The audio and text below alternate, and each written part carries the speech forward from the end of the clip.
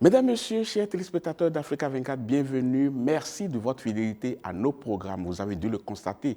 Depuis une dizaine de jours et à des horaires bien précis, nous émettons depuis Djibouti dans le cadre du processus électoral en cours dans ce pays. Africa 24 vous offre au quotidien un journal de campagne et deux débats consacrés à un thème majeur de la campagne électorale. Aujourd'hui, sur la question d'économie et surtout d'économie inclusive. Et pour en débattre, trois éminents économistes sur ce plateau.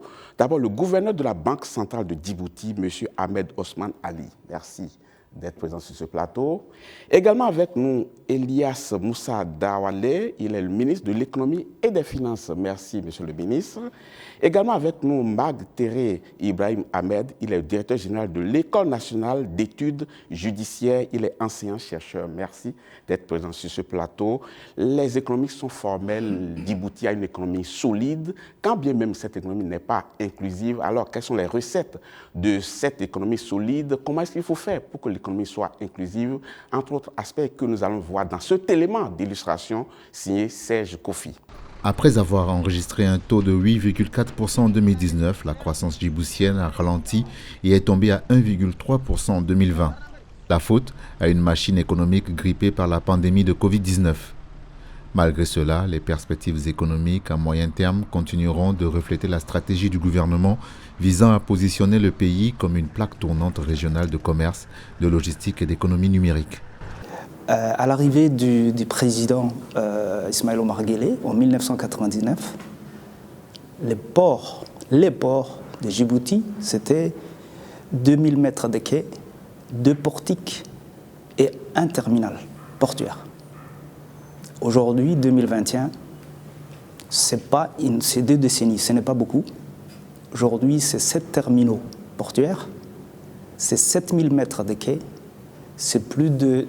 Au lieu de 2 portiques, on est à plus de 12 portiques de quais et plus 50 portiques de parcs.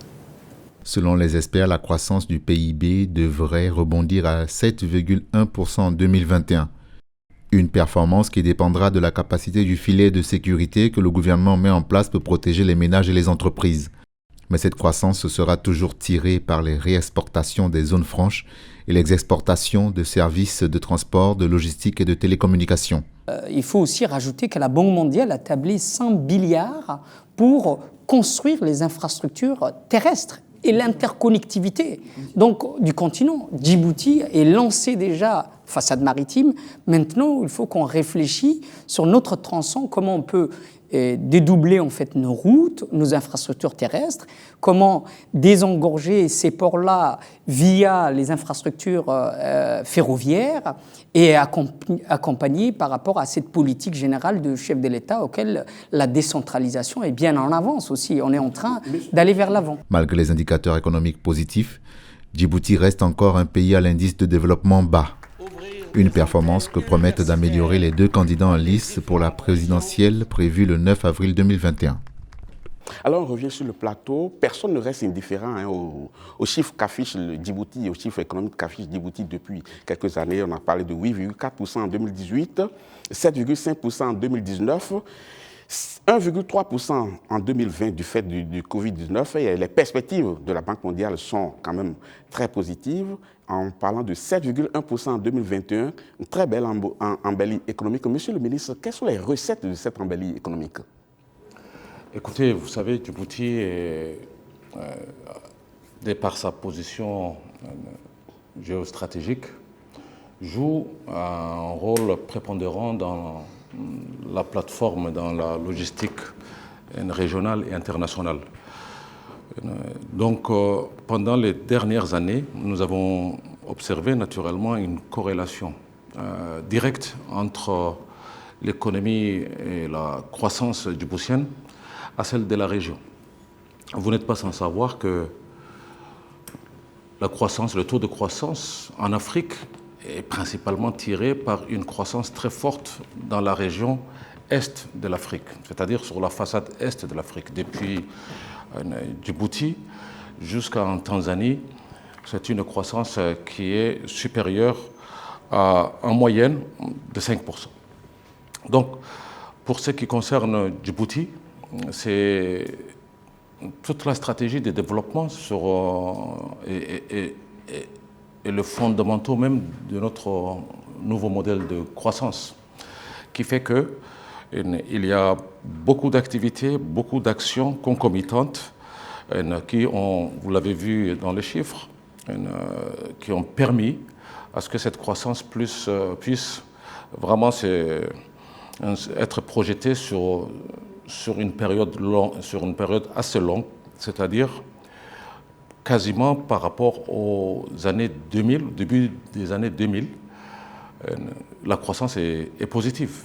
Donc il y a de la dynamique interne, mais il y a également de la dynamique régionale. Et nous pensons également que sur le plan international, et compte tenu du rôle des points de connectivité intercontinentale, ça a permis naturellement à tirer la croissance de Djibouti et son développement. Merci. Monsieur le gouverneur, on a dit tout à l'heure, les chiffres sont très très prometteurs et rassurants, mais est-ce que vous pensez que c'est une spécificité djiboutienne ou bien tout pays qui a une façade maritime de cette nature-là peut afficher les mêmes perspectives? Merci. Je ne pense pas, sincèrement. Les résultats que Djibouti obtient sont les fruits d'un travail, d'une planification, de la détermination d'une stratégie mûrement réfléchie depuis les années où on a commencé par avoir des problèmes, comme pas mal de pays, avec les programmes d'ajustement structurel qui remontent maintenant à pas mal d'années. Donc, depuis, nous avons une feuille de route, une stratégie claire qui permet de s'appuyer sur les gros facteurs des avantages de Djibouti, donc la façade maritime, mais pas que cela, évidemment. C'est également la stratégie politique, c'est également tout ce qui fait que Djibouti a une situation particulière sur la région. Alors, Monsieur Mag Tere Ibrahim Ahmed, quand vous observez ces chiffres-là, est-ce qu'il est temps de dire, bon, on a gagné un pari et par conséquent, on peut continuer sur la même lancée ou bien il y a des corrections qu'il faut faire? Les deux précédents intervenants ont très bien défini le contexte dans lequel Djibouti se situe. Donc, il y a une première étape qui a été de renforcer les infrastructures, les fondamentaux. Cette première étape, je pense, comme tout le monde l'a souligné, est en phase de réussir. La deuxième phase maintenant, c'est effectivement ne pas se limiter sur ces fondamentaux, de diversifier l'activité économique. Nous avons vu avec le Covid comment cette pandémie pouvait bloquer l'économie mondiale, et surtout à travers les transports. Donc maintenant, c'est de permettre à Djibouti de pouvoir développer d'autres zones d'activité. Nous voyons les zones de tout ce qui concerne l'industrie légère, l'industrie lourde. Donc nous ne devons pas seulement nous limiter au secteur du transport, et ça c'est déjà affiché dans la vision, dans le plan de développement national, c'est de permettre une réelle diversification qui sera beaucoup plus inclusive, parce que les infrastructures ne créent pas des emplois. Les infrastructures permettent le développement du secteur privé, et donc c'est ce secteur privé qui permettra de faire la relance. Les fondamentaux sont là. On doit maintenant franchir d'autres étapes pour avoir une économie beaucoup plus inclusive. Alors, Monsieur le ministre, ceux qui applaudissent ces chiffres s'empressent toujours de dire « Attention, il faudrait que nous ayons le triomphe modeste » parce que cette croissance se heurte à deux aspects fondamentaux. Le premier aspect, c'est le poids de la dette qui soutient cette croissance-là, et également le fait qu'une bonne partie de la population vit encore dans l'extrême pauvreté. Est-ce que vous arrivez à comprendre cette corrélation-là? Oui, je peux comprendre ces remarques, ces observations, quand elles sont positivement exprimées. Mais il faut garder en tête que, principalement sur la question du poids de la dette, il y a d'autres enjeux géopolitiques, et il y a d'autres enjeux qui font qu'on souhaite diaboliser un acteur qui n'est pas djiboutien. Et donc, c'est-à-dire, je n'ai pas très bien compris. Je vais être un peu plus... Vous savez, la compétition géopolitique mondiale fait qu'on a tendance à vouloir diaboliser les différents prêts ou l'endettement de l'Afrique par rapport au développement de ces infrastructures. Donc, Djibouti représentant une particularité, on se retrouve au milieu de feu, on va dire. Et donc, on verra beaucoup de journaux, beaucoup de commentateurs ou en tout cas des chercheurs qui vont écrire des informations qui ne sont pas correctes. Mais ce n'est pas le cas ici. Hein. Parce que ce qu'on dit clairement, c'est qu'ils estiment que vos choix économiques ne sont pas toujours soutenables en hypothéquant l'avenir des Djiboutiens par le fort taux d'endettement et également de ne pas pouvoir trouver de l'emploi aux Djiboutiens. À quoi ça sert que les Djiboutiens disent à mon pays a un fort taux de croissance, mais dans le même temps, il a faim? Absolument, ça fait partie de ces défis. Je comprends parfaitement que pour le moment, les Djiboutiens lambda ne constatent pas les effets sur ses besoins, en termes d'emploi, en termes de logement. Et pourtant, il y a eu tant de forfaits, tant de réalisations pendant les dernières années, les longues décennies. Pourquoi le poids de la dette représente un enjeu majeur, ou en tout cas est un peu vu de façon, avec une perception qui n'est pas toujours, qui n'est pas toujours correcte. Je m'explique. Par rapport à Djibouti, il fallait construire, on doit continuer à construire les bases et les fondations d'une économie et d'une plateforme internationale. Il faut servir une région, tout à l'heure j'ai parlé, mais il faut servir également le monde, parce que notre compétition se trouve à ce niveau-là. Sachant que la position géostratégique de Djibouti le permet, il fallait transformer ça en acquis pour que nous puissions construire autour de ces différentes infrastructures la base et le futur de Djibouti. Je prends l'exemple, par exemple, des infrastructures portières, les infrastructures portières, les infrastructures ferroviaires, les infrastructures de télécommunications. Si nous devrions construire quelque chose, si nous devrions investir, si nous devrions nous endetter, les chiffres ne seraient pas de l'ordre que vous savez aujourd'hui.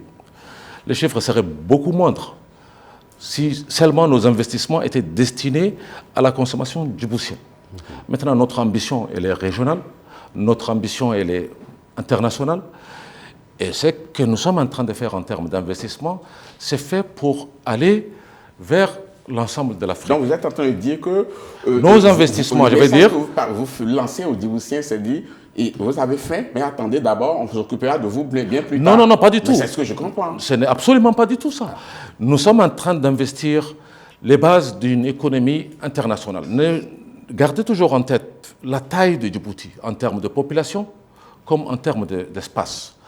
Il nous faut construire une économie qui permette de se développer sur la base d'une compétitivité internationale et régionale, et donc investir sur des infrastructures qui vont au-delà de Djibouti.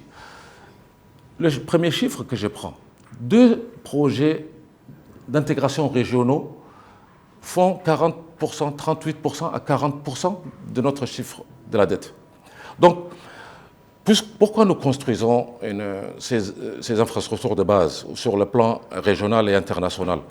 Parce que nous avons vu que Djibouti sert et va continuer à servir des grands pays autour de nous. Très bien, on l'a compris. Maintenant, je voulais juste finir par rapport à la question que vous posiez. Est-ce qu'on doit faire attendre la population? On ne fait pas attendre la population. C'est pour cela que nous sommes en train de travailler toute la stratégie de diversification de l'économie et de faire en sorte à ce que sur la base des infrastructures construites, d'accueillir des investissements directs étrangers, des investissements nationaux dans l'industrie, dans le digital, mais également, nous sommes en train de travailler et nous mettons beaucoup de ressources dans l'inclusion, c'est-à-dire les ressources données et le concours que nous mettons pour que la tranche pauvre de la population puisse également être relevée. Vous verrez les chiffres, et j'ai fini par dire cela. Durant les 10 dernières années, le taux de pauvreté absolue a baissé de plus de la moitié. Est-ce qu'il a baissé vraiment? On va le voir dans la suite de cette émission. Mais Monsieur Ali, tout le monde est d'accord qu'il faut diversifier l'économie. On l'a amorcé, on est d'accord qu'on a été en retard sur ce point. Mais est-ce que la stratégie qui est mise en place aujourd'hui pour la diversification, est-ce que c'est prometteur pour le Djiboutien qui espère beaucoup de choses aujourd'hui? Bien sûr. Pour réussir le développement économique, il faut s'appuyer sur ce que Djibouti a de mieux. Évidemment, les infrastructures qui sont en train de se construire, les avantages relatifs de Djibouti par rapport au reste du monde, par rapport à la région. Après avoir bien regardé tout ça, on s'appuie sur les éléments que nous avons qui nous permettent d'asseoir définitivement la position. Ces éléments-là, de manière concrète?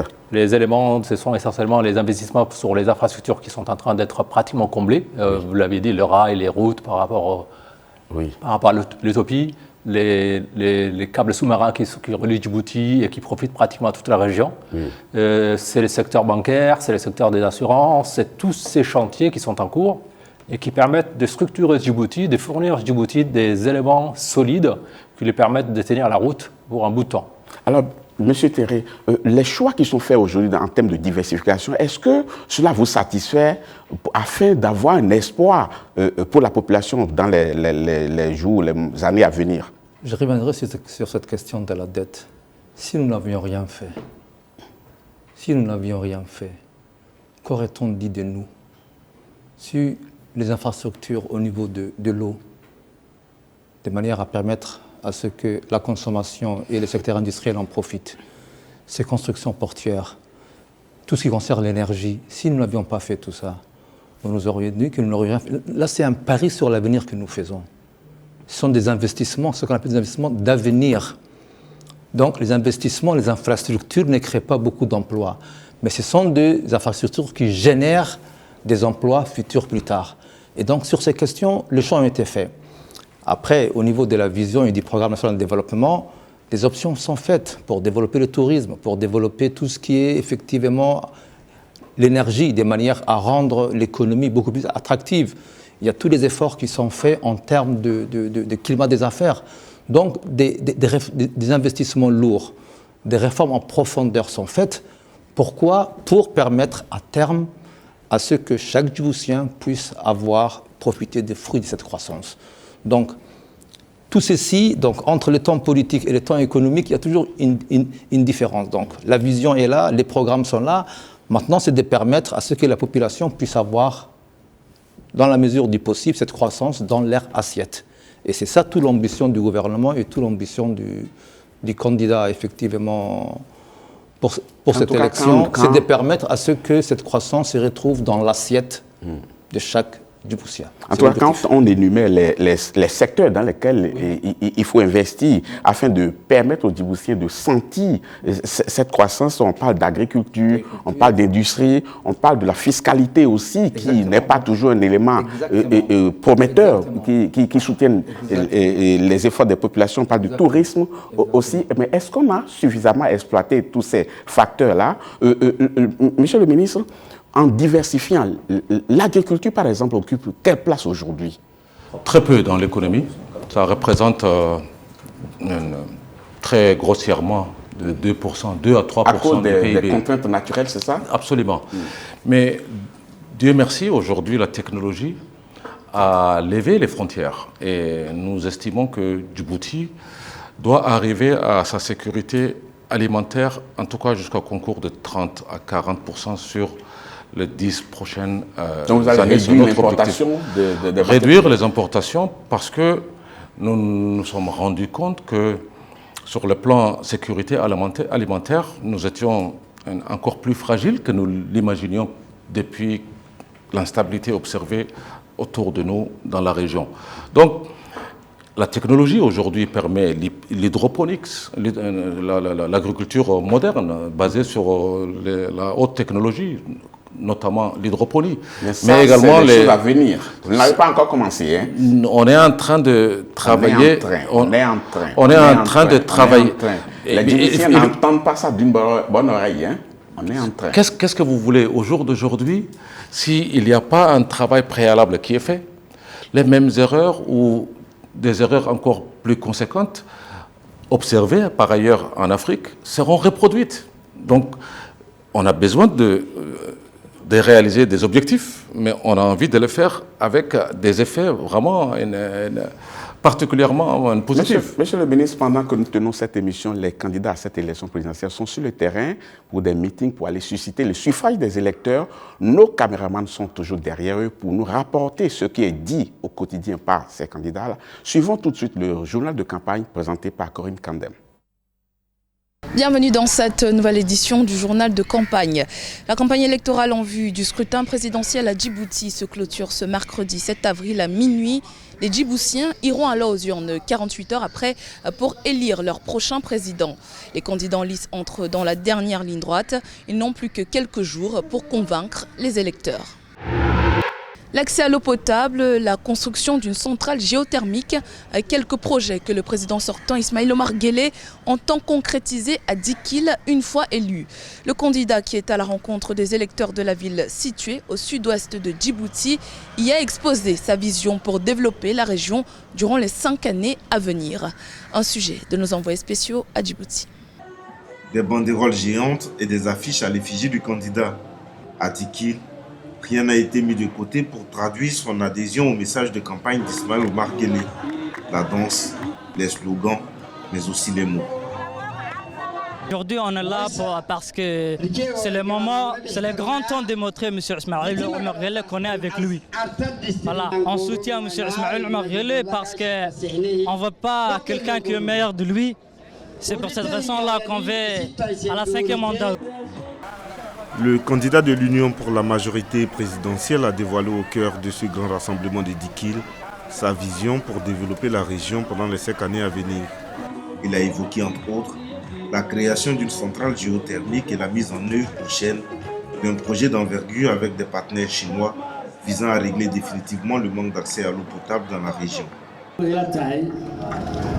Nous allons bientôt lancer à Dikil un vaste projet de production d'énergie géothermique. Cela facilitera la création prochaine d'une zone industrielle dans la région et cela va créer de nouveaux emplois pour les jeunes de Dikil. Aussi, nous sommes en discussion avancée avec des partenaires japonais pour exploiter nos ressources naturelles en eau. Ainsi, les problèmes d'accès à l'eau potable seront définitivement réglés à Dikil. Je compte donc sur votre vote le 9 avril prochain pour réaliser ensemble tous ces projets. Dikil est une région dont l'histoire rime avec celle de la République de Djibouti. Après les années 70, la ville avait abrité la création du RPP, parti unique qui rassemblait toutes les forces vives de la nation. À la fin de la brève guerre civile qu'a connue le pays dans les années 90, Dikil avait encore abrité les pourparlers en vue d'un retour à une paix durable. Avant de se rendre à Dikil, le candidat de l'UMP a fait escale à Arta, chef-lieu de la région éponyme. Région stratégique pour le président sortant, puisqu'elle concentre à elle seule plus de 10% de la population djiboutienne. Un sujet de nos envoyés spéciaux à Djibouti. Le meeting du candidat de l'Union pour la majorité présidentielle UMP, Ismaïl Omar Guelleh à Arta, a pris l'allure des grandes réjouissances. Venu de diverses contrées de la région d'Arta, il s'agissait surtout pour les populations de venir communier avec celui qu'elle surnomme ici IOG et avec qui elle revendique un lien affectif. L'amour qu'il y a entre la région d'Arta et IOG est un amour infini. On ne peut pas mesurer, ça se voit par la ferveur et sur le visage des personnes. Le président Ismaïl Omar Guelleh, c'est quelqu'un qui entend bien les jeunes, les femmes de la région d'Arta. Nous attendons que le président soit toujours avec nous, Inch'Allah. Continuer avec IOG sur le chemin du développement, voilà ce que disent vouloir les populations de la région d'Arta. En réponse, Ismaïl Omar Guelleh promet d'adapter et de transformer durablement l'économie djiboutienne avec une batterie d'actions en faveur de la région d'Arta. L'homme veut notamment injecter des fonds pour relancer le tourisme local ou encore investir dans un immense projet énergétique à Dermadjoub, dans la région d'Arta. En plus des ports, nous allons investir pour dynamiser le tourisme dans la région d'Arta et ainsi fructifier le commerce local. Nous allons également lancer bientôt un immense projet énergétique à Damerjub qui va faire de la région un puissant pôle industriel et qui crée de nombreux emplois pour les jeunes. Anciennement sous tutelle administrative de la capitale Djibouti, Arta a été érigé en chef-lieu de région en 2006 par le président Ismaïl Omar Guelleh. Djibouti, sous l'impulsion du président sortant Ismaël Omar Guelleh, a initié de grands projets ces dernières années.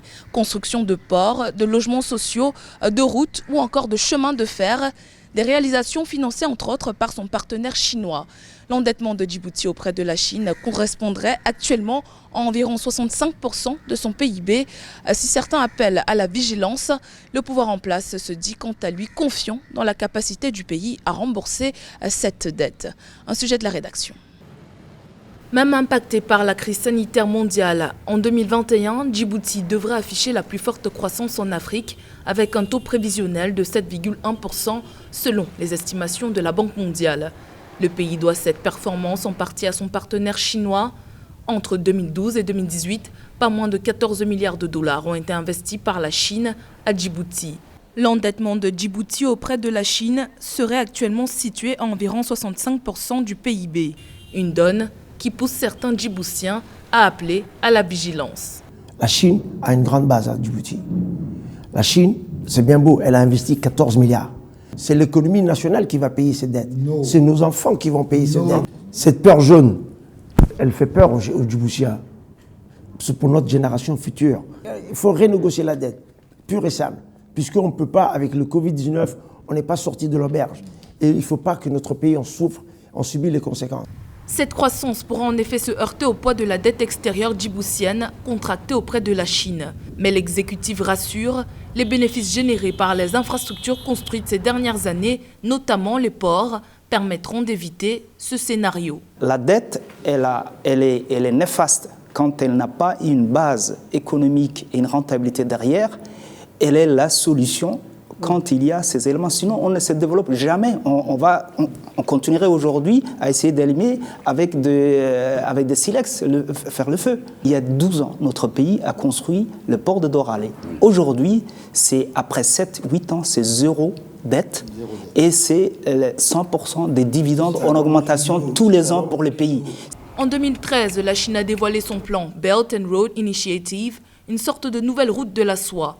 Djibouti figurait parmi 7 autres pays dont l'économie ressortirait fortement compromise de ces opérations selon une étude menée par le Center for Global Development, un organisme de recherche à but non lucratif.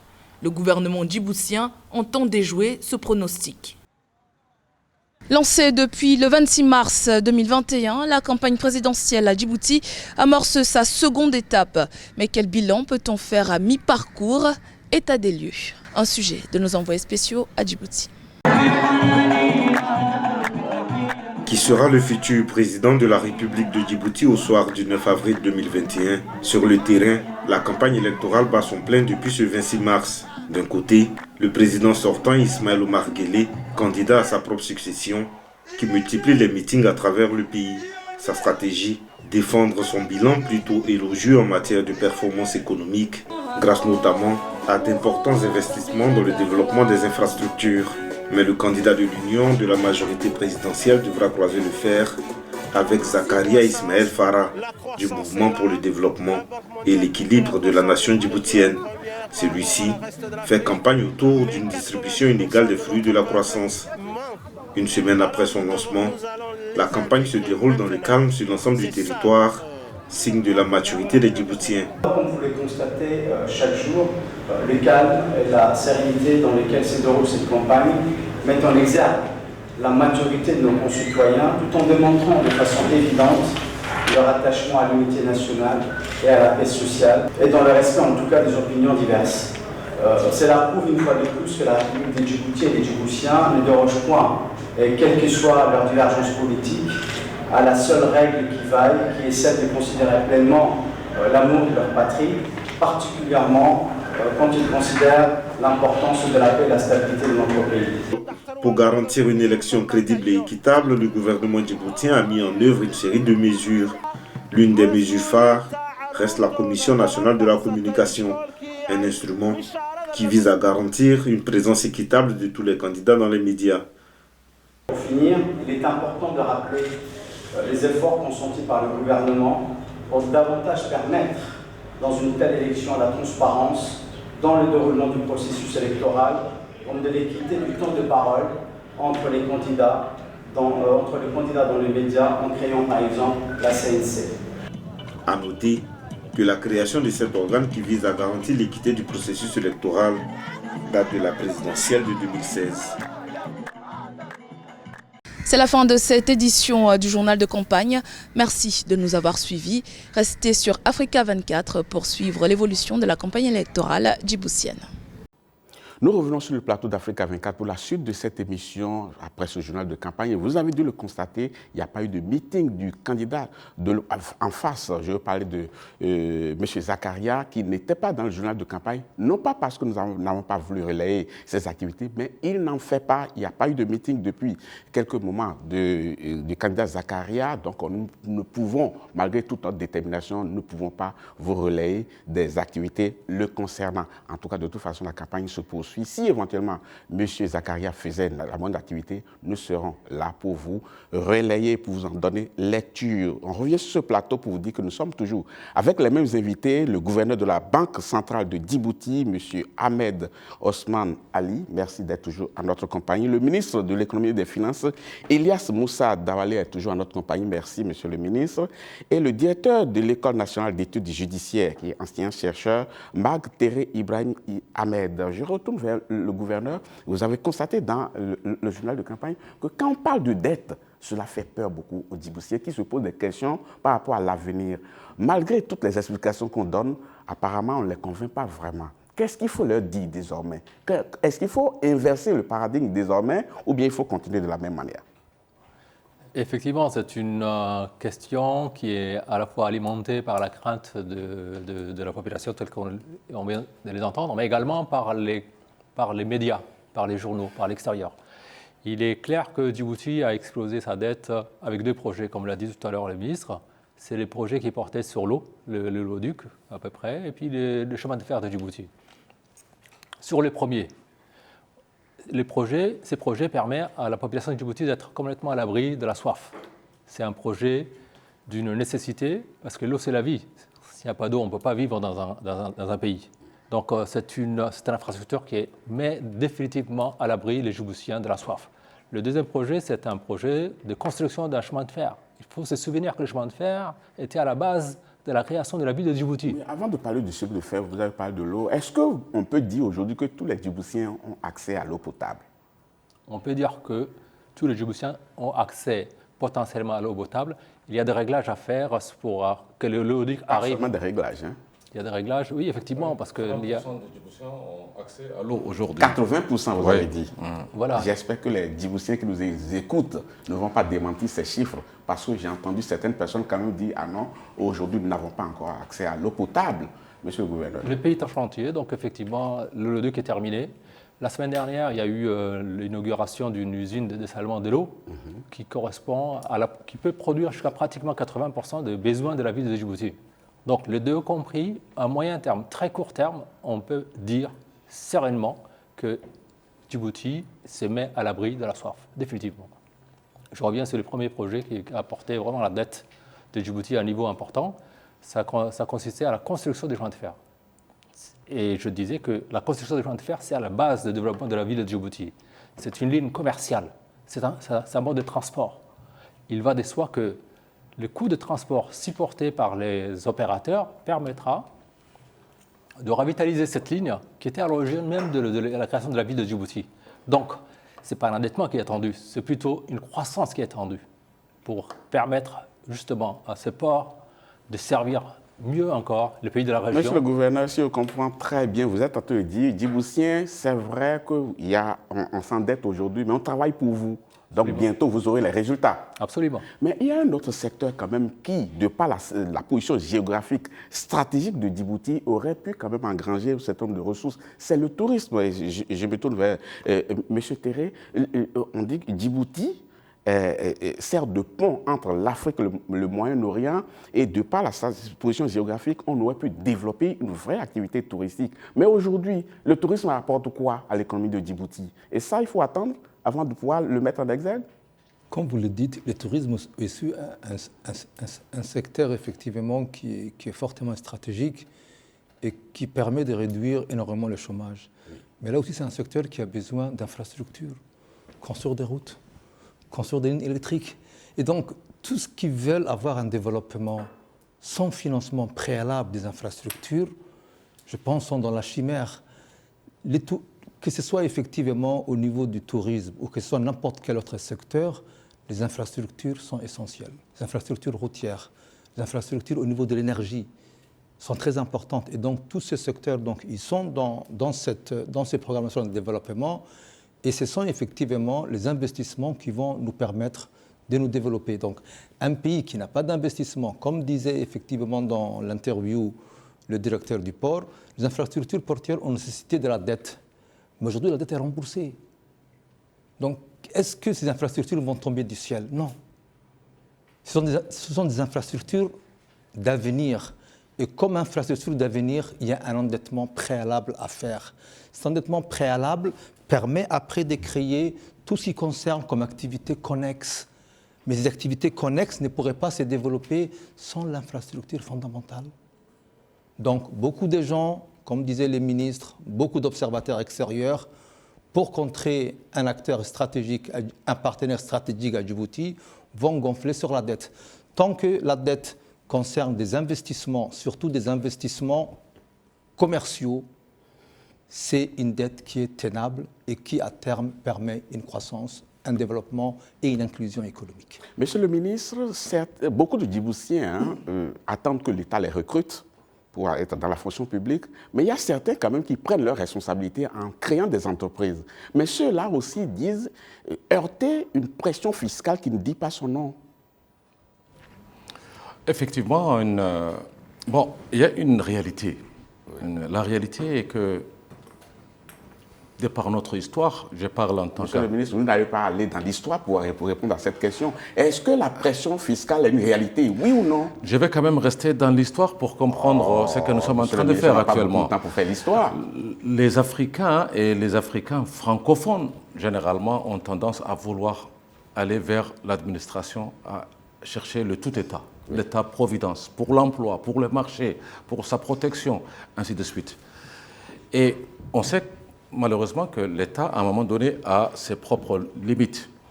Donc c'est cette dynamique qui fait que de plus en plus de jeunes commencent à se rendre compte. Et ils vivent mieux quand ils sont en train de travailler dans le secteur privé. Quand il n'y a pas la pression Maintenant, fiscale. qu'est-ce qu'il y a comme contrainte? Il n'y a pas seulement la contrainte fiscale, il n'y a pas seulement la pression fiscale.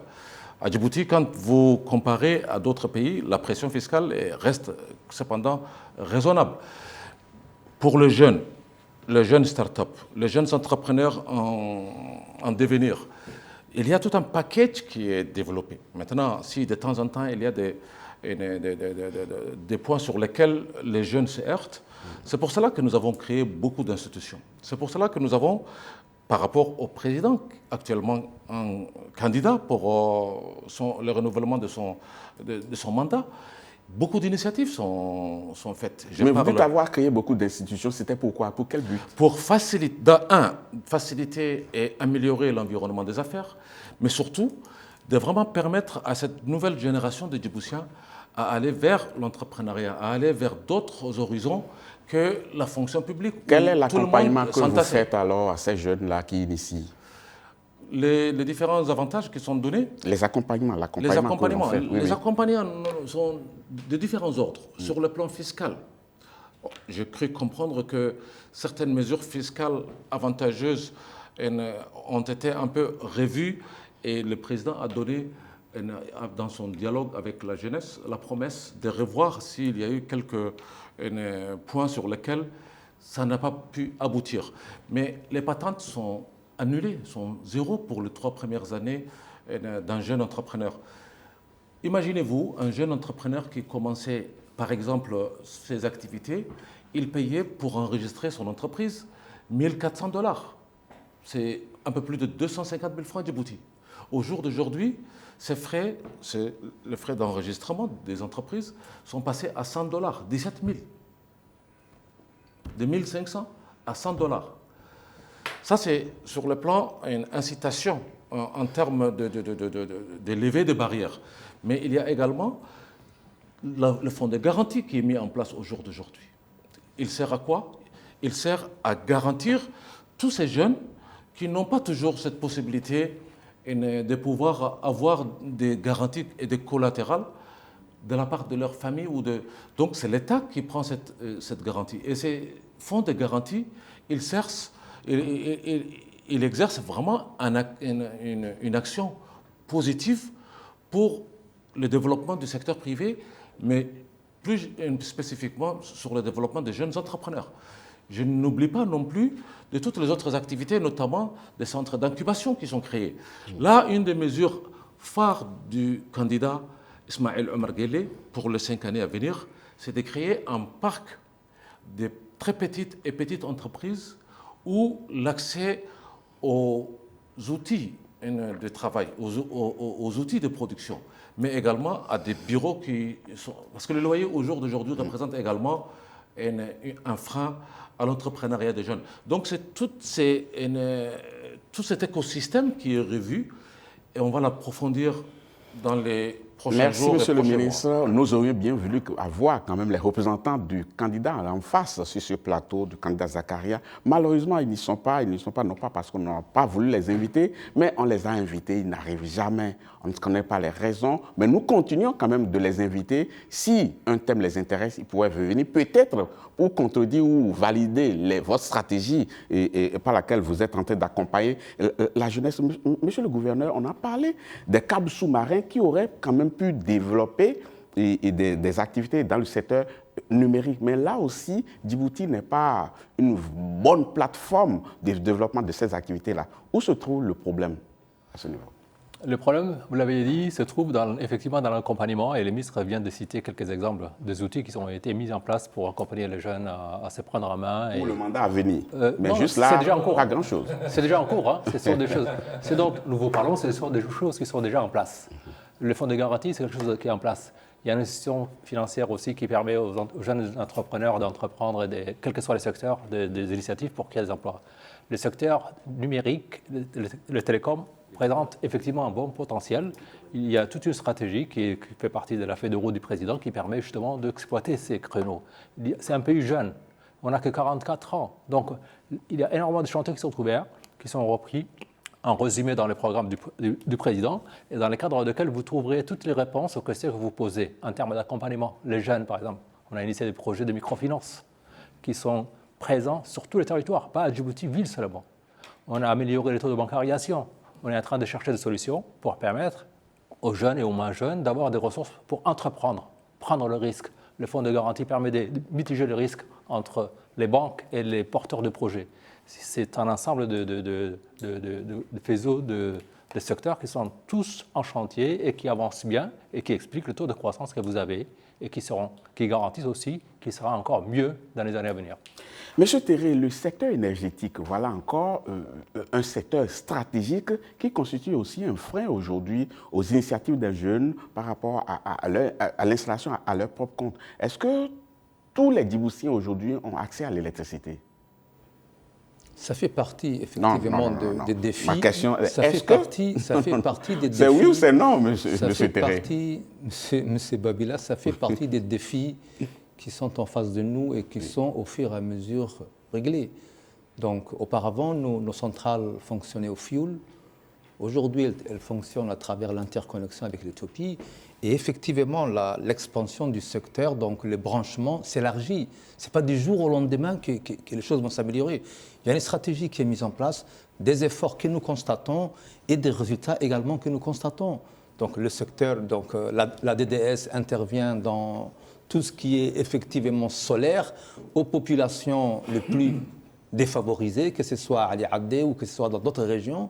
Donc le gouvernement fait sa part des choses. Je veux dire, l'économie djiboutienne est une économie libérale, mais l'intervention de l'État est aussi importante de manière à ne laisser aucun Djiboutien du côté de la route. C'est ça qui est très important. Vous avez parlé de la pauvreté. Donc, le ministère social intervient dans les aides directes apportées aux populations. Donc, il y a effectivement, comme le disait le ministre de l'économie, une certaine promotion à ce que l'activité économique s'efface, mais pour les plus fragiles, l'État est présent à travers des distributions, soit effectivement monétaires, soit des distributions à travers des produits alimentaires. Donc, il y a effectivement ces deux côtés. Comment permettre à ce que chaque Djiboutien soit employable, le système éducatif, la formation, permettre à ce que chacun puissent avoir une opportunité, mais pour les populations les plus fragiles, l'État intervient de manière à ce qu'aucun Djiboutien ne soit laissé de côté. Monsieur le ministre, la proximité avec l'Éthiopie est une chance parce que ça permet de développer le secteur de la réexportation. Mais est-ce qu'il est arrivé un moment où Djibouti va exporter ce qui est produit à Djibouti? C'est le cas. C'est le cas pour certains types de produits. Qu'est-ce que vous exportez, par exemple? Au jour d'aujourd'hui, nous exportons les télécommunications. C'est des services que nous exportons. Ce sont des exportations. Et ça représente combien, quel pourcentage dans l'économie aujourd'hui? Le secteur de télécommunications représente 7,5% du PIB de Djibouti.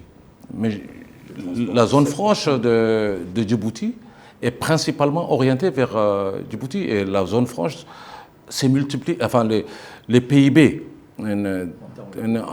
au niveau national, tirés par cette zone franche économique, la nouvelle zone franche, comme l'ancienne zone franche, représente une bonne partie de nos exportations de services. Et les chiffres augmentent année après année. Donc c'est toute la logique de la connectivité de la plateforme logistique de Djibouti qui prend forme ici. Ceci étant dit, nous sommes en train de travailler sur, bien sûr, la diversification et nous pensons également exporter certains types, maintenant pas les services, mais également des marchandises. Nous pensons, par exemple, les fruits de mer. Il y a tout un travail qui va être conduit actuellement. On est vraiment en retard sur le développement de l'industrie de la pêche et de l'aquaculture en général.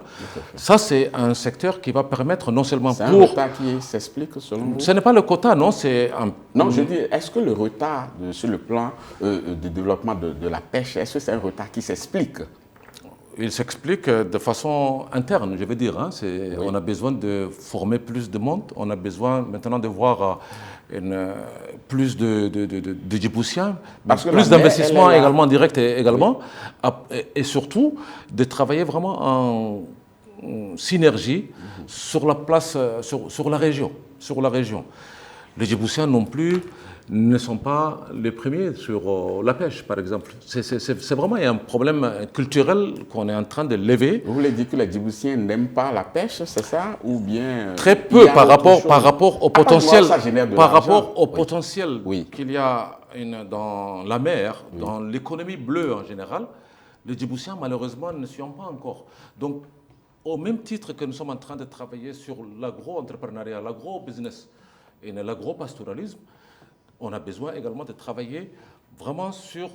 Parce que c'est une source, l'économie bleue, à l'avenir, à Djibouti, va jouer un rôle important. Pour le moment, ce que nous voyons, c'est la partie portuaire, c'est la partie logistique, mais nous avons également toute la partie chantier naval, enfin, tout ce qui tourne autour du tourisme, mais bien sûr également les fruits de mer, la pêche, ainsi de suite.